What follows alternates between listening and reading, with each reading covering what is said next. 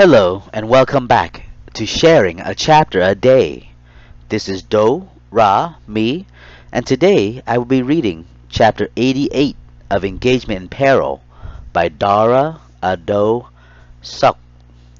Chapter 88 is titled Los Angeles Museum of Tolerance. Besides working during the summer and fall months as a CEDE tester for Long Beach Unified School District, I also work as a substitute instructional aide, special, and substitute teacher. Since my departure from Mr. Clark's ELL class at Poly, I worked at various school sites throughout Long Beach Unified School District, assisting special education classes with mentally and physically handicapped students with daily classroom activities ranging from safety monitoring to changing diapers and pampering and feeding. Fortunate for me then, being a substitute instructional aide, I was often called for and asked to sub for various schools. I had built up a good reputation as someone who is reliable and good at what he did. I was often requested by teachers who knew of me and of my temperamental giving abilities. I sometimes long-term sub at various schools to help mentor and educate special needs students. I was fortunate to long-term sub at Jefferson Middle School for several months with a behavior need classroom. From there, I moved on to Tincher Preparatory Academy, where I was an aide for about a year, working with 3rd and 4th graders. My next long-term sub job as an instructional aide was at Hoover Middle School with Miss Gardner's class, which was deemed moderate to severe. It was here that I was assigned to a one-on-one task of monitoring a Down syndrome student who also was complicated with autism. His name was Joshua. He was of Hispanic descent and was quite shy and timid. The first time we met, he was in tears. It was his first day at the new school and he was afraid of everyone and everything. At the same time, he was a good kid who had a good, gentle heart, soft palms, and enjoyed coloring things. He spoke very little and tended to lock himself in the bathroom to hide away from everyone. Mostly it was his way of fooling and messing around. He was mischievous that way. But besides Joshua, there was about 8 other students as well. Several were with Down syndrome, and several were with autism and other mental complications. Several were also wheelchair-ridden, and Mrs. Susie, Mr. Hector, and I shared the task of changing and pampering them. Mrs. Susie and Miss Gardner are good people. They are quite good at what they did, and have worked together for a long time before my arrival there. They still speak and share experiences up to this day via email and phone calls. Eventually, we all move on. Miss Gardner had 2 little girls then. She moved to Santa Barbara to teach another special education classroom, in which she was paid a little more and was better for her and her kids. I remember that I helped her with moving her classroom supplies and belongings to a rental garage several blocks away from the school then. As for Miss Susie, she is now working at the Middle School, still as an instructional aide with a class that I would often sub for when needed. And as for me then, I move on to my long-term substitute instructional aide assignment at Cubberley K-8 school in Lakewood, California. I was assigned to a one-on-one position where I had to monitor and shadow an 8th grader, male student who was autistic. His name was Nicholas, who was academically advanced with his autism but lazy to use his God-given mental gift. Looking at Nicholas, your first impression would be that he was non-threatening. One would not be able to tell that he was anything wrong with him. He was tall and quite skinny then, with a light pale complexion and with below the ear dirty blonde hair, with dark green eyes. His voice had not yet cracked then. He hadn't hit puberty then also. He presented no bodily threat from looking at him. He seemed goofier than most middle school students then, and practically all other students avoid or shun him all the same. My duties and responsibilities then included monitoring, mentoring, reminding him to stay focused, and keeping him busy with classroom work and activity. He had the tendency to space out and think of devious things to do to people. He was thinking of the dark side. His regular one-on-one then had taken 6-week leave of absence, so I was happy to get work every day for the next 6 weeks. I welcomed the opportunity to long-term sub and earn a nice chunk of finance then. The job seemed easy and relaxed at first, but as the weeks went by, I began to notice something about Nick that no one hadn't bothered to tell me. He seemed to be homicidal and often talked about death, torture, and killing, and hurting things. He surprised me when he knew that I was a vet, of the armed forces and had confided in me that his father was a park ranger for the city of Long Beach and that he had access to people's records and such. That's how Nick came to find that I was a veteran of the United States Navy. Nick also knew where his father kept his gun and ammo and where the lock and keys were for them as well. From then on, Nicholas often asked me about how to kill and maim people. I always told him that I wasn't that kind of a sailor or soldier, that my job was a medic where I help heal and bandage up the sick and injured. As more weeks went by, I found out why Nick needed a one-on-one to shout him at all times. He often stared at girls and other students who with looks of death and intimidation. I later found out that Nicholas also had a police record for stalking a fellow female student a year earlier. It was odd to me then why those who were supposed to be taking care of him didn't bother to tell me about his record of misdeed and his way of thinking. I guess since I was only a substitute aide, they didn't bother to share his mental deficiency information with me. At first, I didn't really question why Nicholas had to see a school psychologist on a daily basis. I shadowed Nicholas at all his classes at lunch, except when he saw his psychiatrist. During that time, it was my lunch break, about a 45-minute break for me then. While he busied himself with his daily tasks and feeling with the attractive lesbian female school psychologist, I often sat in my car and ate the lunch that I had brought from home. As weeks went on, I also came to find out that Nick's psychiatrist was a lesbian who had a girlfriend who also worked as a school psychiatrist at another Long Beach Unified School District school nearby. Things were going well then, so I had thought. It seemed strange to me one time. During Nick's science class, students were assigned a science project to do, and Nick asked if he could build a life-size electric chair. Of course, that idea was nullified by the science teacher, and then he asked to build a life-size guillotine. That too was also a no for the teacher, but she did recommend that he build a miniature model instead, which could cut carrots and other vegetables. Nick was somewhat satisfied from that allowance from his science teacher, so he had his mind set on building an execution device. Things didn't really get weird until my last week of working there at Cumberly K-8 school. It happened that during that time then, all the 8th grade classes returned from the Museum of Tolerance.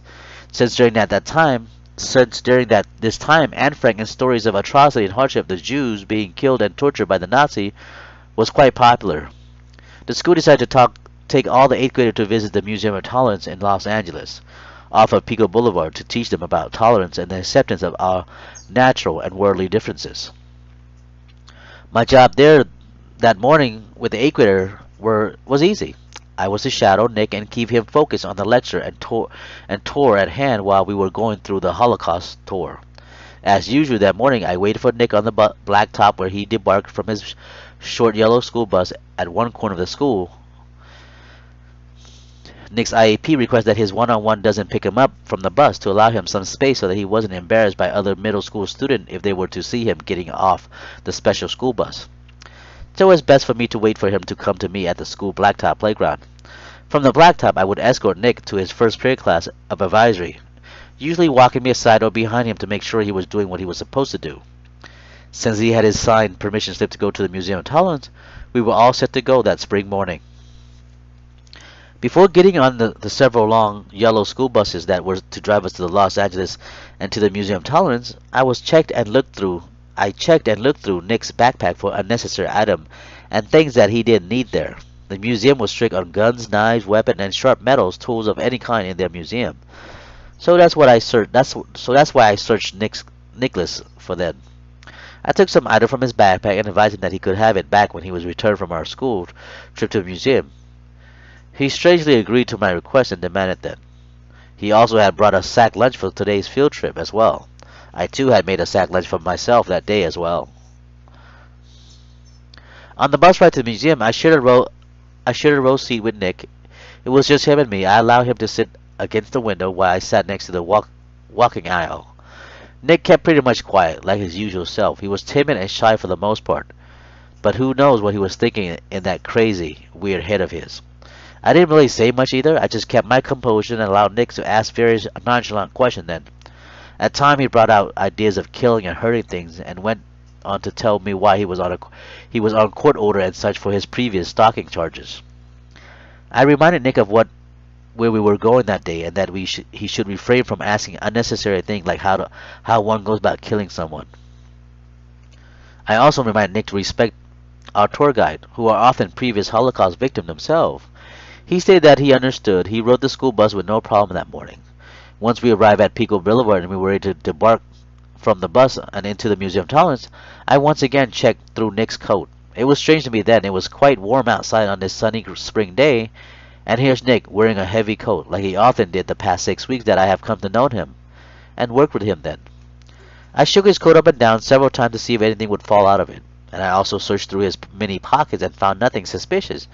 So I allowed him to get off the bus to head into the museum main entrance, with me following closely behind him. Now, at this Museum of Tolerance, before allowing to enter the actual museum, each visitor and patron had to walk through a metal detector. In two single-file lines, we all, students, staff, and chaperones, went through the metal detector. I was right behind Nick when he walked through the metal detector, and he set it off, and he set off the alarm. He was then asked to step to the side where a security guard had to go through his clothes and belongings. I hurriedly went through the metal detector and told the guard that I was his one-on-one and showed him my badge that I was working with the LBUSD Special Education Department. I also told him that Nick was autistic and had strange tendency. While they rummaged through his coat, they found two large nail clippers hidden between his coat linings. If it was anyone else, Nick would have been arrested and reported to the local police department. Luckily for us that morning, I managed to convince the security guard that Nick was a special case and that's what he often did. The guard talked to Nick and reminded him that metal things like nail clippers and such weren't allowed in the museum, and they confiscated the sharp metal items. We were then allowed to enter the Museum of Tolerance with the rest of the 8th graders that eventful morning. Other staff and students looked at Nick with shame, disappointment, and shook their head in disbelief. I was red in the face with with embarrassment as well then, but what could I have done? I knew that I had searched him thoroughly then and didn't find those items, and I didn't have a metal detector baton either to detect something that was hidden from me. Once we entered through the metal detector, we were then broken up into groups of 20 then and assigned an experienced tour guide to show us around the Museum of Tolerance. Our tour guide was an elderly woman who was once a victim of the Holocaust when she was a young girl, many years back. She introduced herself and told us what to expect and what to look out for when we go through the Holocaust section of the tour. We then followed the good elderly woman down the winding stair to the very bottom of the museum where the Holocaust exhibit was located. While we all followed behind, I reminded Nick to stay close to me, and we followed everyone else in the rear of our group. We went through various sections of the Holocaust, from the beginning of how Jews and Christians live in harmony, how they live in harmony once in Germany then, and that they all once shared and worked together in stores and businesses, and then all of a sudden, with the rise of political parties and Hitler and the bombing of Berlin, to how Jews were captured and imprisoned by Nazi concentration and torture camp mainly due to the fact of their different beliefs. It seemed well enough while we followed behind and listened to our tour guide comments and lecture of the Holocaust until we came to the Hitler section. It was here that Nick yelled out Hitler's name with praise and joy as though he himself was a Nazi advocate. I shut him up real quick then and pulled him away from everyone else and told him that I would report him to his school psychiatrist once we returned to the school for disturbing everyone's learning experiences then. I asked him if he had any shame for cheering for a man who had killed millions of and demoralized Jewish people. I hadn't bothered to bring up where I had come from and how my life was somewhat similar to the Jews then during my upbringing during the Khmer Rouge uprising back in the 1970s, during the Cambodian turmoil then. I didn't want to add more fuel to Nicholas' ignorant flame then. I told him to keep his mouth shut through the rest of our tour and for the rest of the day. After a good 4 hours in the Museum of Tolerance, we all managed to get through it without any other interruptions. I found our tour guide then and then apologized to her on Nick's behalf for his interruption and insensitive comment about Hitler and such. With Nick standing beside me with his own version of an apology, the humble old woman said it was no big deal and that she hoped he took something meaningful with him from this tour today while visiting the Museum of Tolerance. I thanked the good old lady, and we left the building and boarded our waiting school buses and headed to a nearby park to have our lunch recess before returning to our school back in Lakewood, California. I didn't have much to say to Nick then on the bus ride to the park. Just disappointed and in disbelief of what he had uttered and stated during our tour minutes earlier, I reminded him that he will have to eat his lunch with me sitting next to him, and that he was allowed to use the restroom only with me escorting him, and that he shouldn't say anything to anyone while we all have our lunch recess. The park we had lunch at was nice. It was a nice, clear, sunny day, and we all enjoyed ourselves while eating our lunches. Nick also bought an ice cream bar from a local wheelwind ice cream vendor who was selling ice cream and chips out of his pushcart in and about the park area. I bought a bag of chip covered in chili fries as well. After a good hour and a half in the park, we all cleaned up our area and boarded the bus to return to our school about a good hour away in Lakewood, California. While on the bus ride back to school, I jotted down some notes in my notebook of events and commotion that had happened that day with Nick and the visit to the Museum of Tolerance. All three school buses were caught in the Los Angeles always busy traffic, and we got back to school late that afternoon. I reminded Nick to call the school homework hotline to see if there was a homework assignments for his class that afternoon, and I reminded him not to leave any messages on the machine and that it records anything that he may say on it. He agreed that he would just do that, to call the school homework hotline to get his assignment. Luckily for Nick, a late special bus was called to pick him up for the school since he was returned late for his regular bus. I was allowed to sign out and go home for the weekend while an office staff watched over Nick waiting for his short school bus, who was still waiting for the late special education school bus after I had left the school's ground that afternoon. I was a little bothered from Nick's behavior and comment then during our tour of the Museum of Tolerance, but I didn't let that bother me with my weekend off. I spent it soundly and ready myself returned to work for the following Monday. I arrived back at Cubberley at my usual time and waited for Nick to meet me at the blacktop. I then escorted him to his advisory class. About 15 minutes later into the school starting period, a phone call for me was requested by the office. I went to the office and there was waiting for me I went to the school office, and there waiting for my arrival was a local police officer, the school principal, and Nick's psychiatrist. They asked me to sit down and ask me some questions. They asked what happened in the previous Friday during the visit to the Museum of Tolerance, and what happened after we returned from our field trip. Did I tell Nick to call the school and such? I told them of Nick's disturbing behavior during the Holocaust section of our tour, and what security found out on him while we entered the museum, and that I told him to call the school homework hotline to get his homework assignment. I told him to leave no messages as well. I had to tell all of my comments and recommendation for Nick to the people in the principal's office that. Then they played a recording that Nick had left on the school recorder. Nick left a threatening message for the school staff then. The worst of it was upon his female school psychiatrist. Nick went into detail how he was going to kill her and by what means he will go about doing his murder. Nick also got cocky about his threat and forethought killing spree. He left his initial. After hearing the message, I was then advised to bring Nick over to the office so they can talk to him. I agreed and left the office to retrieve Nick and escort him back to them in the school principal's office. Once I brought him before the school people and I just had spoken to, I was advised to leave. I then left his side and returned to the classroom I was working in. I didn't see or talk to Nick for the rest of the day then. Before school ended that afternoon, I was asked to talk to Nick's psychiatrist, and we discussed what I saw in Nick's behavior and demeanor these past many weeks while I was long-term subbing with him at Cubberley. She understood what I was telling her and kept a pretty good journal of Nick's thoughts and talk about for her record keeping. I then went to sign out for the day at the main office, where I was told that my service with Nick was no longer needed since he wasn't returning back to Cubberley. The head secretary thanked me for coming to work with Nick this entire 6 weeks and reinstated me on the instructional aid sub-list. Whatever happened to Nick? Whatever happened to Nick? Well, sometime down the road, when I once again subbed for Cubberley for a day assignment, I was told that Nick had been arrested and charged with threats of torture and killing of his school psychiatrist and classmate. He was arrested and sent off to juvenile detention then. That was the last time I heard of Nick then. I have no idea where he is now. Let's see. He is now a grown adult and probably being institutionalized in some county or local mental health department in a padded room of sort. That was my last instructional aid assignment then. And then from then on, I moved up and became a licensed substitute teacher for the state of California, beginning that December of 2005. I did quite well in all my college and university accolade. I made the local city college and university honor roll and dean's list all semester and earned both an Associate of Art and a Bachelor of Science degree. I did quite well then, but not as terrific as Shinshin had done.